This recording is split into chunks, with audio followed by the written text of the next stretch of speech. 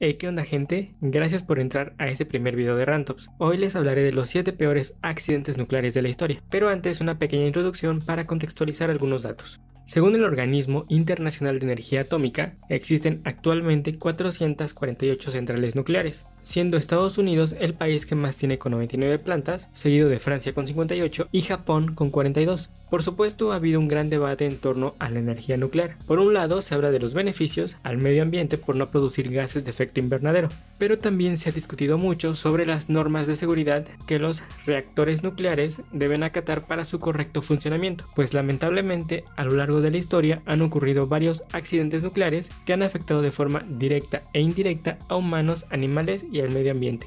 Es por esto que a continuación te diré los 7 peores accidentes nucleares, y para esta lista me basé en la información de la Escala Internacional de Accidentes Nucleares, INES por sus siglas en inglés, organismo que clasifica a los desastres en 7 niveles. Los primeros 3 son para incidentes nucleares, que se refiere a cualquier eventualidad contenida dentro de los reactores sin impacto al exterior, y del 4 al 7 son catástrofes con daños afuera de los reactores, siendo el nivel 7 realmente devastador. También te comento que esta escala sirve para comunicar de manera rápida, en caso de algún suceso de este tipo, la gravedad de los accidentes o incidentes atómicos a medios de comunicación y a la población en general. Sin más, quédate para ver el video, suscríbete y comenzamos.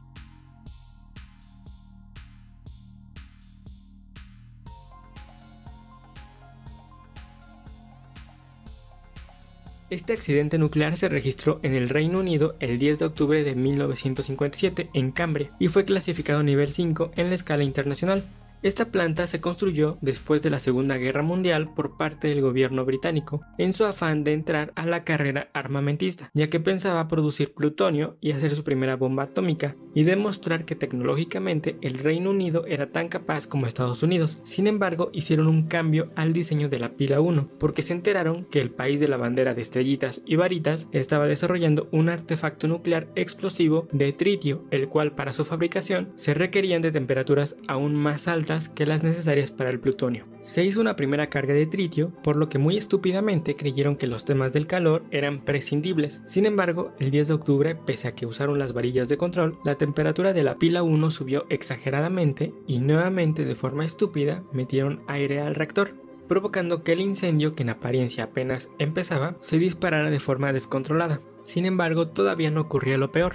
2 operadores acudieron al reactor para inspeccionar de forma personal qué estaba pasando, y ahí se dieron cuenta que los canales de combustible estaban al rojo vivo, por lo que dedujeron que el incendio llevaba casi 2 días, y fue cuando dieron aviso de la gravedad del accidente. Se intentó apagar con agua fría y dióxido de carbono, sin embargo era inútil, pues se registraban temperaturas de hasta 1300 grados centígrados. Finalmente apagaron el fuego, deteniendo la refrigeración y cerrando los conductos de aire, y posterior bombearon agua para enfriar los canales de combustible, pero lo que se cree que en realidad evitó una catástrofe fue la llamada locura Cockcroft, que consistía en unos filtros de hormigón colocados en la parte superior de las chimeneas, y fue solicitado por John Douglas Cockcroft, que por cierto ganó el Premio Nobel de Física en 1951. Estos filtros los ideó pese a la resistencia de ingenieros y del gobierno por considerarlo innecesario y un tiradero de dinero, ya que creían que nada malo podría suceder.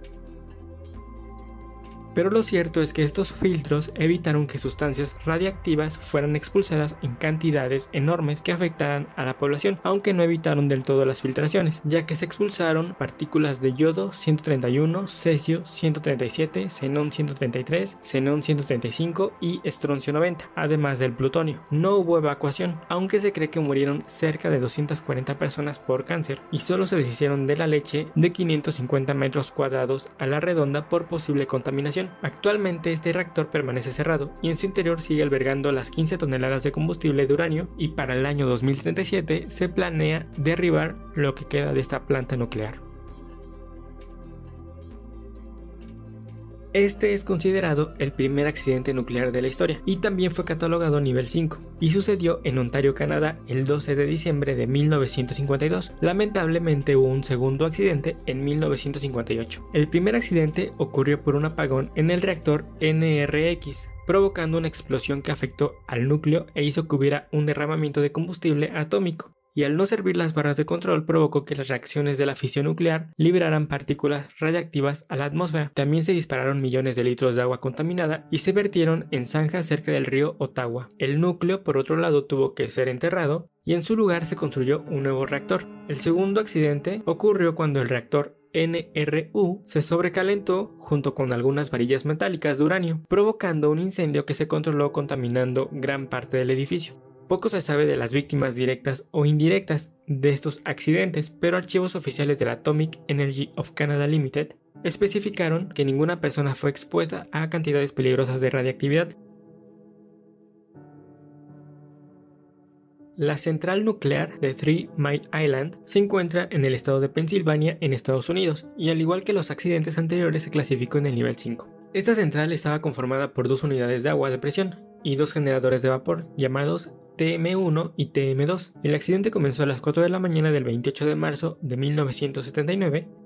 El TM1 estaba apagado para reposar combustible, por lo que el TM2 era el que estaba en funcionamiento. Sin embargo, hubo una desconexión provocando que se detuviera la refrigeración del circuito primario. Este suceso accionó de manera automática la refrigeración, pero las válvulas se bloquearon provocando que el núcleo del reactor se siguiera sobrecalentando y por mala suerte las barras de contención no funcionaron. El problema se agravó cuando el operador a cargo, al ver que todos estos sistemas automáticos fallaron, desactivó algunas alertas automáticas, además de que algunas válvulas de refrigeración se habían cerrado manualmente. Esto provocó que no hubieran soluciones que pudieran contrarrestar las fallas que cada vez se estaban volviendo más graves, hasta que la unidad no pudo soportar y expulsó agua con gran carga radiactiva de kriptón y xenón, inundó varios pisos de la planta nuclear. Para detener todo esto comenzaron a inyectar agua al circuito primario junto con la apertura de la válvula para reducir la presión, pero el daño ya había sucedido. Según la Nuclear Regulatory Commission, los niveles de radiación no fueron tan devastadores, por lo que las personas no estuvieron expuestas a niveles peligrosos. Pero Greenpeace ha desmentido esto, pues en investigaciones independientes han demostrado que hubo un aumento de leucemia y otros tipos de cáncer en personas que vivían en la zona. El desmantelamiento de la unidad 1 está programada para 2034 y la segunda para 2036.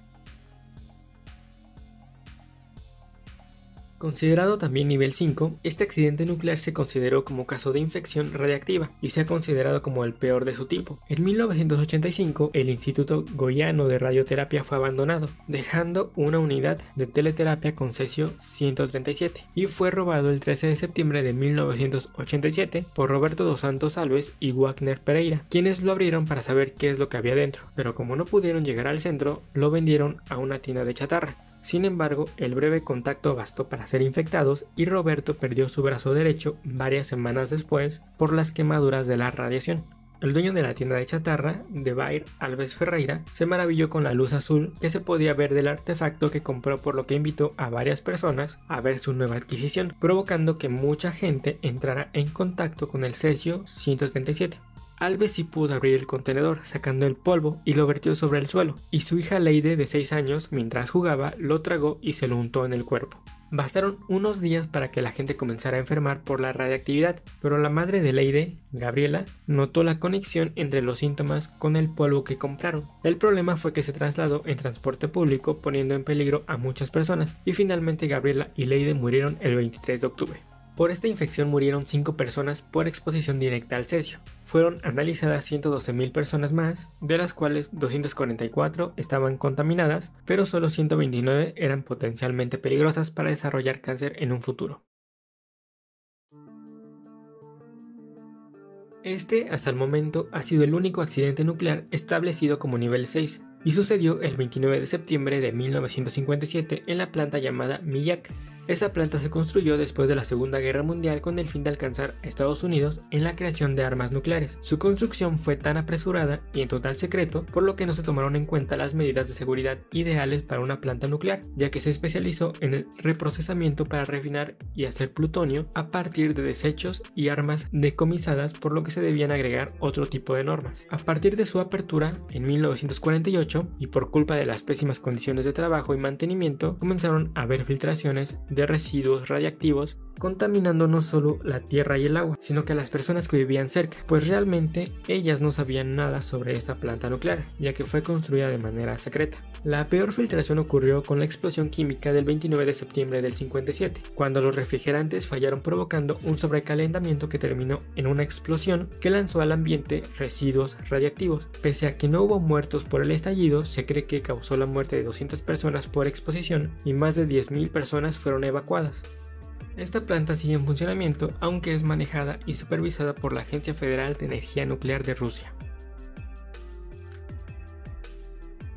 Este accidente nuclear es considerado el segundo peor de la historia y fue clasificado en el nivel 7, pero a diferencia de la mayoría, este no fue causado por malas prácticas humanas, sino por desastres naturales. Este accidente tuvo lugar el 11 de marzo de 2011 a causa de un terremoto de magnitud 8.9 en la escala de Richter, lo cual provocó que hubiera una falla eléctrica, por lo que los generadores de diésel no funcionaron, provocando un sobrecalentamiento que se salió de control. Y 46 minutos después llegó un tsunami provocado por el terremoto. Este impactó a la central sobrepasando las paredes de contención de 5.7 metros de altitud, pues el tsunami registró olas de hasta 14 metros de altura. El edificio se inundó con agua salada, provocando que los generadores de emergencia se descompusieran. Esto hizo que hubieran 4 explosiones entre el 12 y el 15 de marzo, expulsando residuos radiactivos a la atmósfera.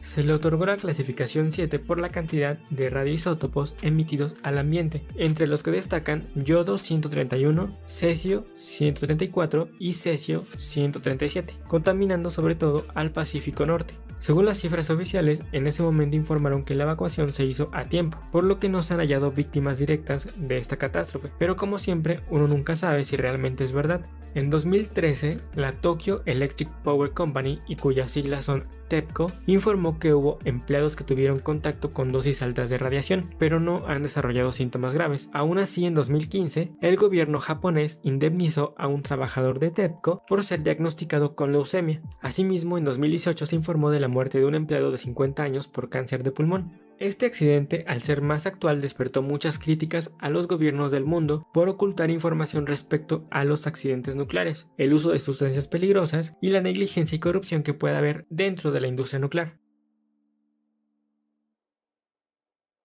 Catalogado nivel 7, Chernobyl ha sido declarado el accidente con las consecuencias ambientales más devastadoras. Irónicamente, el accidente sucedió por una prueba mal ejecutada solicitada desde Moscú, con la intención de aumentar la seguridad de la planta, pues con el temor de un enfrentamiento entre la Unión Soviética contra Estados Unidos durante la Guerra Fría, el gobierno quería saber por cuánto tiempo la turbina de vapor podía seguir generando electricidad en caso de un corte eléctrico. Parte de la prueba era descubrir también cuál podía ser la potencia mínima en la que las bombas refrigerantes de emergencia mantendrían estable al reactor, pero los operadores desconocían si una vez cortada la afluencia de vapor, la turbina podría mantener las bombas refrigerantes funcionando. La central nuclear de Chernobyl estaba conformada por 4 reactores y otros 2 estaban en proceso de construcción. Esta prueba se realizó en el reactor número 4. El simulacro de corte de energía comenzó a la 1:06 de la madrugada del 25 de abril, en la que disminuyeron la capacidad del reactor 4, llegando al 50% de su potencia, pero al mismo tiempo quedaron incomunicados con otra planta, por lo que tuvieron que posponer el experimento para evitar dejar sin electricidad a la población. Sin embargo, violando los protocolos de seguridad, no se activaron los motores de enfriamiento automáticos, así que continuaron durante todo el día del 25 yendo en contra de las normas de seguridad.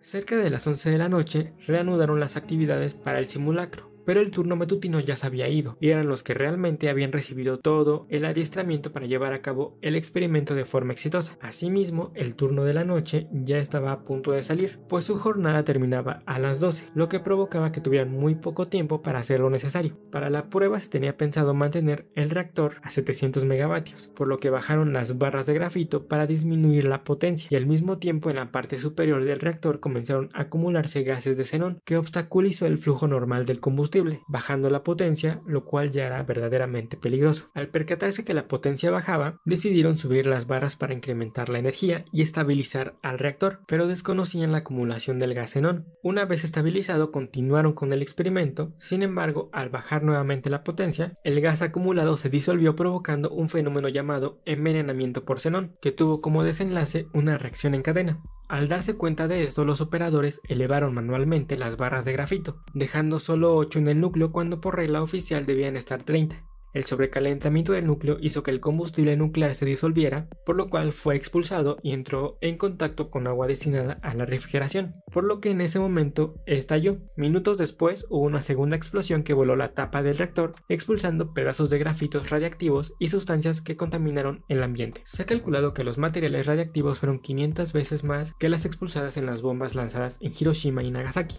Las cifras oficiales dicen que 31 personas murieron a causa de las explosiones y la exposición directa a la radiación. Sin embargo, esto siempre ha estado en tela de juicio porque el gobierno ruso quiso mantener en secreto este fatal accidente. Después de este desastre nuclear, la Unión Soviética todavía tenía la estúpida idea de continuar usando los reactores no dañados, pero en 1995 se tomó la decisión de cerrar por completo la planta. El 15 de diciembre del año 2000 se cerró el último reactor y en 2016 se instaló una nueva estructura llamada nuevo sarcófago para evitar que se filtren sustancias radiactivas al ambiente. Se calcula que esta estructura dure 100 años. Bueno, en verdad espero que este video les haya gustado. Cuando lo vean, por favor no olviden suscribirse a mi canal y nos vemos pronto. Hasta la próxima.